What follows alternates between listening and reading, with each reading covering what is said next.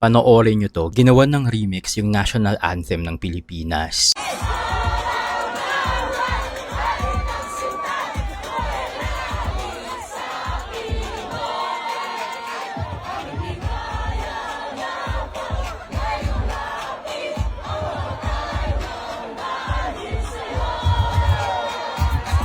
At ang sabi ng video uploader, no disrespect to Lupang Hinirang or the Philippines, this was shared in a space for Filipinos and Filipino Americans as a form of creative expression with respect always. Pero majority ng nakapanood ng viral video na to, hindi nagustuhan yung remix na ginawa nila. Ang sabi tuloy ng mga netizens, disrespectful daw to or nakakabastos at hindi nakakatuwa yung ginawa nila. Hindi daw nila ito kina-cool. At kung mapapansin nyo yung comment section ng video na to, marami din yung nag-educate about Republic Act number 8491. At kasama nga dito yung pagkanta sa national anthem. Ang sabi, the anthem should be sung with fervor and in accordance with the musical arrangement and composition of Julian Felipe. At sabi dito, violations can result in public censure or fines between 5,000 and 20,000 pesos and imprisonment for up to 1 year. Grabe no? At marami din ang nagtatag sa mga news outlet dito sa Pilipinas like ABS-CBN, GMA News, kay Tulfo at kung sino-sino pa para daw magawan ng aksyon itong ginawa ng mga kabataan na sangkot sa video na to. Pero kayo ba? Ano masasabi nyo sa viral video na to? Pambabastos ba to? Or okay lang sa inyo na paligpasin to dahil hindi naman siya big deal? Comment kayo sa baba ng video na to.